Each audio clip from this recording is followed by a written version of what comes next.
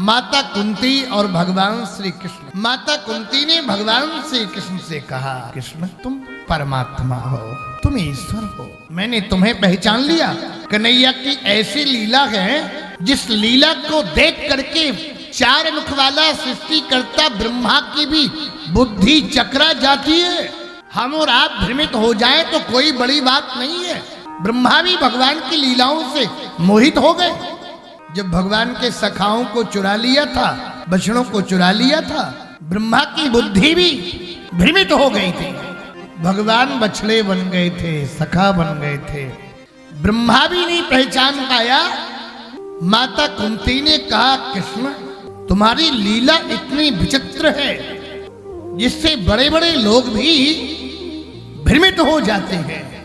मैं भी समझ नहीं पा रही कि वो कृष्ण हो जो भीष्म पितामह की ओर, जब भीष्म ने बाणों के द्वारा अर्जुन के रथ को भेद दिया था, अर्जुन के रथ का चक्का टूट गया था। कृष्ण तुम रथ का चक्का लेकर के भीष्म की ओर ऐसे दौड़े थे जैसे मानो काल चला जा रहा हो, और वही कृष्ण नंदरानी के सामने ठुन ठुन ठुन ठुन करके रो रहा है, मैया के सामने कांप रहा है। पता नहीं वो कृष्ण हो या ये कृष्ण हो। तुम्हारी आंखों में काजल लगा था। माताएं बहनें छोटे छोटे बच्चों को काजल लगाती थी पहले, अब आजकल काजल का सिस्टम बंद। जो माँ अपने बच्चे को अपना स्वयं दुग्ध पान कराती है उसका बच्चा बड़ा शक्तिशाली होता है। बचपन में कहते थे ना कि माँ का दूध पिया हो तो सामने आओ ना।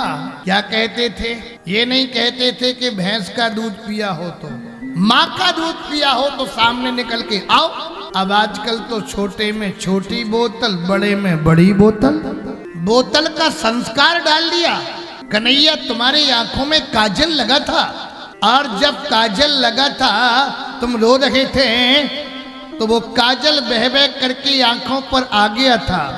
एक विभेद, मतलब काल भी भयभीत होता तुमसे, लेकिन तुम भक्त के सामने, मैया के सामने कांपते हो डर के मारे।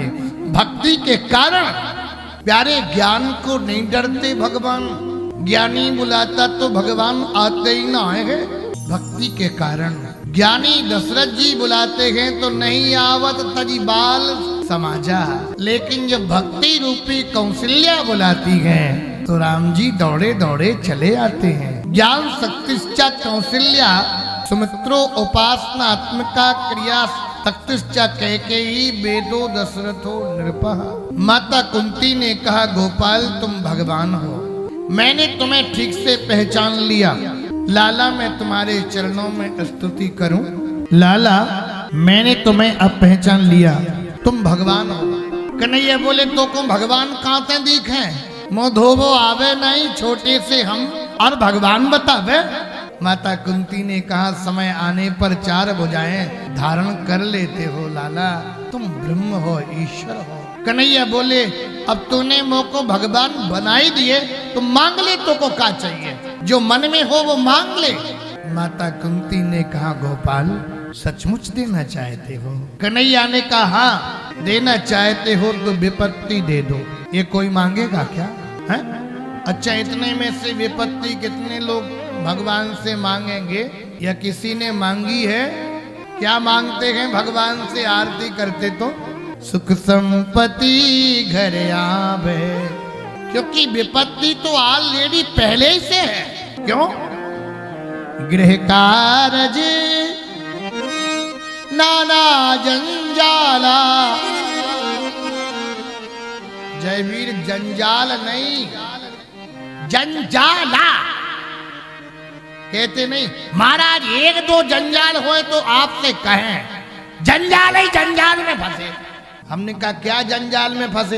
अरे बोले कथा कहते कहते बीच में 10 मिनट के लिए गोल होना पड़ता है। जंजाल नहीं, जंजाला। गृह कारज नाना जंजाला, ते अति दुर्गम शैल विशाला। पहले से दुखी व्यक्ति दुख ही दुख। और कुंती, क्या कुंती के पास कम विपत्ति है? आई। भगवान बोले तेरे पास विपत्ति ही विपत्ति ही। कितनी विपत्ति आई बुआ जी। पति भी मिला तो पीलिया का रोगी महाराज पांडु। उन्हें पीलिया की बीमारी थी। महाराज पांडु के 2 पत्नियां थीं, एक का नाम माद्री, एक का नाम कुंती। राजा कुंती भोज ने माता कुंती अपना नाम कुंती दे दिया था। कुंती का ओरिजिनल नाम प्रथा था। और ये श्राप लगा था, काम भावना से पत्नी के पास जाओगे तो मर जाओगे। महाराज पांडु अपने आप को ना रोक सके, माद्री के पास पहुंचे तो उनकी मृत्यु हो गई। कितना संकट आया तुमको, विपत्ति पर विपत्ति, विपत्ति पर विपत्ति, मानो विपत्ति भी हार के भाग गई, फिर भी विपत्ति मांग रही हो। माता कुंती ने हाथ जोड़ के कहा, लाला तुम विपत्ति में ही याद आते हो। वैभव पाकर के व्यक्ति भूल जाता तुम्हें। हमें वैभव नहीं चाहिए, हमें कीर्ति नहीं चाहिए, हमें ख्याति प्रतिष्ठा नहीं चाहिए। कृष्ण भीम को जहर का लड्डू खिलाया, तुमने रक्षा की। दुशासन द्रौपदी को भरी सभा में निर्वस्त्र करना चाह रहा था, तुम नहीं होते। यदुनंदन तो हम पांडव दुनिया के सामने मुख दिखाने के काबिल नहीं रहते। दुशासन जिस समय द्रौपदी की साड़ी खींच रहा था,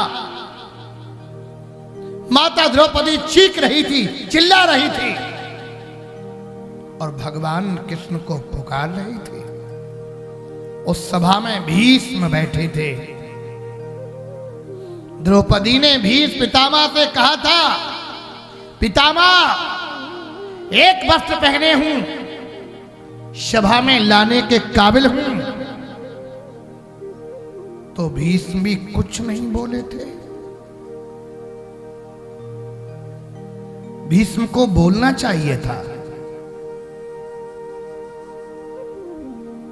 जहां पर अधर्म हो रहा हो, अन्याय हो रहा हो और कोई धर्मवीर व्यक्ति बैठा हो, तो उसका धर्म बनता है कि उसका विरोध करे।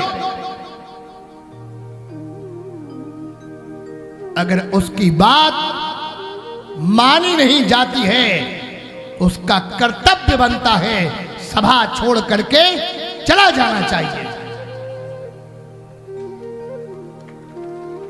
पर भीष्म ने ऐसा नहीं किया। इसीलिए बाणों की सैया पर भीष्म 6 महीना तक लेटे रहे। कहीं धर्म का कार्य हो रहा हो, अगर बन जाए भाई लोग तो सहयोग कर देना। अगर नहीं है आपकी सामर्थ्य सहयोग करने की, तो ध्यान रखना उसमें असहयोग कभी मत करना। जो असहयोग करता है, अच्छे कार्यों में विवाद करता है, बाधक बनता है, उसे एक ना एक दिन भोगना ही पड़ता है। द्रौपदी भगवान को पुकार रही, हे छुपे हो कहाँ जाकर भैया कन्हैया, लज्जाए मेरी लुटी जा रही है, कितक देर मोए टेरत हो गई, ये आवत नाही कन्हागी, अब की बचा लोगे जसोदा के छैया, तन से सारी हटी जा रही है। कन्हैया पहुंचे। द्रौपदी ने कहा, तुम विलंब से क्यों आए? कन्हैया द्रौपदी को प्यार में, लाड़ में, दुलार में सखी कहते थे। अरे सखी, तुमने मुझे देर से बुलाया, आने में विलंब हो गया। एक देसी कृष्ण को पुकारा, जब तक अपना बल का सहारा लेती रही, अपनी ताकत पर भरोसा रहा, तब तक परमात्मा नहीं आया। जब अपनी सामर्थ्य मिट गई, तब भगवान को पुकारा। और एक देशीय भगवान को पुकारा जो मंदिर में ही केवल दर्शन करता है, वो मध्यम दर्शन है। जो एक क्षेत्र में दर्शन करता है, वो अधम दर्शन है। जो कण कण में परमात्मा का दर्शन करता है, वो उत्तम दर्शन माना गया है। द्रौपदी ने कण कण के कृष्ण को नहीं बुलाया, क्या कहा? भो भो द्वारिका वासिन, हे द्वारकाधीश मेरी रक्षा करो। कन्हैया बोले, मथुरा से मुझे द्वारिका जाना पड़ा, द्वारिका की गद्दी पर बैठ के तब तुम्हारे पास आया, इसलिए आने में विलंब हो गया। माता कुंती ने कहा, गोपाल तुमने रक्षा की, तेरे उपकारों को गिनाने के लिए बैठ जाऊं तो जिंदगी का अंत हो जाएगा। फिर भी मैं तुम्हारे उपकारों से ऋणी नहीं हो पाऊंगी। बस बासुक पे पाथर पड़े, जो प्रभु को दे ये भुलाए। बादुख की बलिहारणी, जो पल पल नाम रटाए। माता कुंती ने विपत्ति मांगी, तुम विपत्ति में ही याद आते हो।